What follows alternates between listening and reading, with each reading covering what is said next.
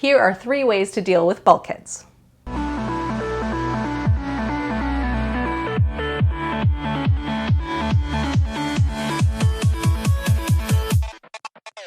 Hi everyone, welcome to another design lesson video. In each video, I'm going to review some key design principles that you should keep in mind when you're thinking about renovating or decorating your space. So if you have a design dilemma and need some answers, feel free to comment in the section below with your questions, or you can tweet me your questions on Twitter at DesignChickee.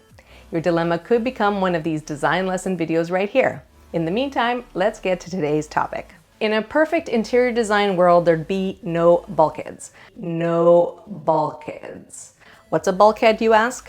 A bulkhead, also known as an interior soffit, is usually the cause of mechanical ductwork or plumbing that cannot be run within the ceiling joists of your home. So it's not hidden in the ceiling, but lies underneath the joists. This ductwork is usually covered up with framing and drywall, and that's called a bulkhead. And it just happens. It can happen in your kitchen, it can happen in your living room. It's just one of those things that just happens. And because it just happens, it can be a bit of a design dilemma depending on where it happens. In most cases, you can't eliminate the bulkhead because you need the ductwork inside. So the key is managing the look of those bulkheads, including size and length and location, so they're not so obvious and not such an eyesore. Here are 3 ways to deal with bulkheads.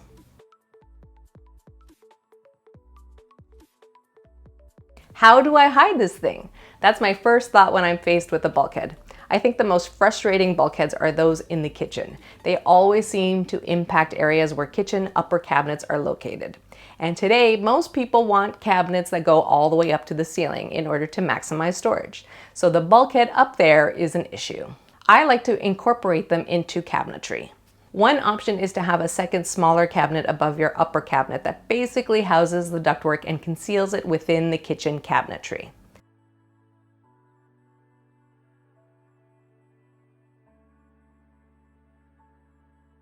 Now your cabinets go all the way up to the ceiling and the view of the bulkhead is gone. Another example of concealing the ductwork is by treating the bulkhead the same way as other wall surfaces like this. Here the bulkhead is concealed by adding the same treatment that's on the adjacent walls, and then the cabinets sit underneath. I also love the idea of incorporating the range hood in front of the bulkhead and have that rise all the way to the ceiling. It's pretty good camouflage. The bulkhead is cleverly incorporated into the design. Again, using upper cabinets in clever ways, you can hide ductwork even if you want glass up there. Using frosted glass or smoked glass, you can conceal the ductwork up above and still have the look of a great kitchen with the appearance of tons of kitchen storage. Here's another example of something a little more unique. This cabinetry has a grill that covers the ductwork above the kitchen cabinetry. A little unconventional, but kind of cool. And it's not just about kitchens. You may have a bulkhead situation in your living room. I love the idea of incorporating it into the design. Here we see the bulkhead is not concealed at all, but it reads like it's part of the overall design of that feature wall. Incorporating the long horizontal lines of the built-in cabinets and recreating a similar shape and color along the floor, you'd be hard-pressed to know there's a bulkhead in there. Hey, if you can't beat them, join them. Just use the bulkhead to create something even more special. Another way to deal with bulkheads is to decorate them and bring attention to them. In a traditional kitchen, add moldings and make the bulkhead look like a really great crown molding above your kitchen cabinets. Make sure to paint this the same color as your kitchen cabinetry. This little trick adds so much character to your kitchen.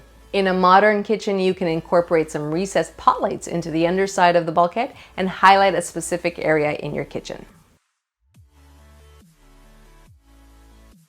Or how about making the bulkhead look like a wooden beam? This cleverly disguises the bulkhead by making it a feature in the kitchen, or here above the door. You can paint it to look like wood or use actual wood planks to create that real wood beam appearance. A great way to get creative and a do-it-yourself project. And finally, one more way to work around bulkheads is to extend them. Yes, make them longer or bigger. In many cases, the ductwork extends to a certain point in the room. Many home builders will cover the ductwork just to that point at which the ductwork stops, which makes the bulkhead quite obvious in the room like this. So my suggestion is to extend the bulkhead so that it runs the entire length of the room. This makes painting the wall and any artwork on the wall much easier to deal with because it's now one wall height all along. In this kitchen, the bulkhead was located along one wall. Instead of dealing with just that one wall, the bulkhead was extended all around the room, making it look like there's a raised ceiling in the middle of the room. And here, another example of a bulkhead that was then extended all around the room, creating the illusion of a raised ceiling in the middle. Here, the bulkhead stopped short along this wall. The bulkhead was extended all along the kitchen wall, creating one even height, perfect for a great mosaic tile backsplash. If the bulkhead had not been extended, that wall space would have been an awkward shape. So here's your takeaway. Interior bulkheads or soffits are inevitable. If they can't be eliminated or minimized, then find ways to incorporate them into the design and make them less obvious. Be strategic by concealing them within cabinetry and making them disappear within the room. Decorate around them and make them look like something completely different. Or extend them, creating an opportunity for new architectural detailing where there was none. The key is managing the look of those bulkheads, including size, length, and location, so they're not so obvious and not such an eyesore. Thanks for watching my latest design lesson video. If you liked the video, please hit the like button and share it with your friends, and don't forget to subscribe. Hit that notification bell so you don't miss the next episode. You can follow me on Twitter and Instagram as well, where I always post tidbits of all the real-life design projects I'm working on. And if you have any questions, let me know in the comments below, and it could be the topic of our next video. Again, thanks for watching, and I'll see you next time.